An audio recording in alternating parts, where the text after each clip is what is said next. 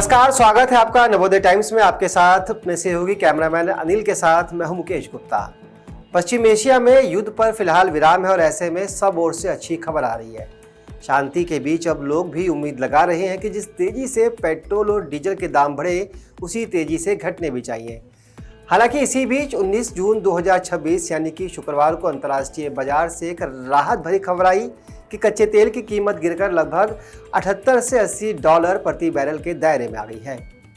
आमतौर पर इस तरह की गिरावट आने से उम्मीद की जाती है कि भारत सहित दुनिया के जिन देशों में पेट्रोल और डीजल महंगा हुआ वहां पर सस्ता भी होना चाहिए, लेकिन हकीकत इससे अलग दिख रही है। भारत सरकार की तरफ से साफ संकेत दिया गया है कि पेट्रोल और डीजल की कीमतों में तुरंत कोई कटौती नहीं होगी। पेट्रोलियम और प्राकृतिक गैस मंत्रालय के अनुसार अंतर्राष्ट्रीय कच्चे तेल की कीमतों में गिरावट का असर घरेलू बाजार तक पहुंचने में समय लगता है। यही वो सवाल है जो हर आम उपभोक्ता पूछ रहा है कि जब तेल सस्ता हो रहा है तो पेट्रोल डीजल सस्ता क्यों नहीं हो रहा है। आपको बता दें कि अपने यहाँ बीते 25 मई के बाद दाम में कोई बदलाव नहीं हुआ है। पिछले महीने 4 बार दाम बढ़े। 5 राज्यों में विधानसभा चुनाव बीतने के बाद ही पेट्रोलियम कंपनियों ने बीते महीने 1 महीने के अंदर ही 4 बार दाम बढ़ा दिए थे।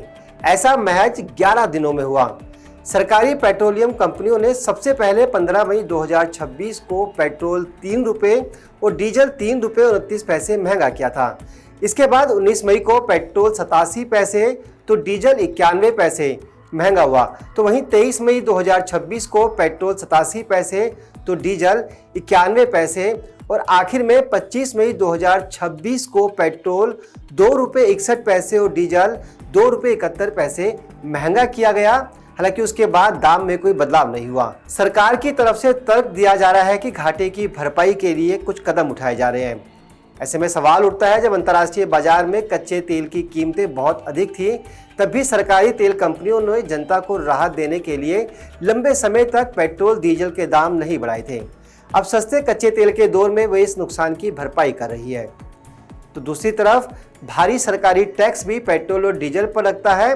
ऐसे में सरकार उस टैक्स को यूटिलाइज करने के लिए कह सकते हैं कि एडजस्टमेंट के लिए भी इस तरह के कदम अभी पीछे नहीं खींच रही जिससे उसको नुकसान हो। केंद्रीय पेट्रोलियम राज्य मंत्री सुरेश गोपी के अनुसार सस्ते कच्चे तेल को भारत तक पहुंचने और सामान्य स्थिति बहाल होने में समय लगता है। कच्चे तेल की गिरावट का असली मतलब क्या है, आइए आपको बताते हैं। फिलहाल ब्रेंट क्रूड लगभग 78 डॉलर प्रति बैरल पर आ गया है, जो हालिया गिरावट को दिखाता है। ये गिरावट मुख्य रूप से पश्चिम एशिया में तनाव कम होने और सप्लाई स्थिर होने की उम्मीदों से जुड़ी है।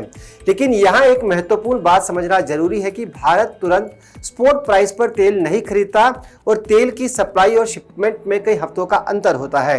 साथ ही पहले से महंगे दामों पर खरीदा गया तेल अभी भी रिफाइन हो रहा है। इसलिए अंतर्राष्ट्रीय बाजार की गिरावट का असर तुरंत पेट्रोल पंपों तक नहीं पहुंचता है।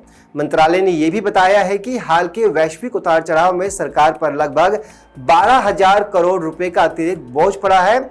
अगर कच्चा तेल लगातार 75 डॉलर के नीचे रहता है तो आने वाले हफ्तों में कटौती की संभावना बन सकती है।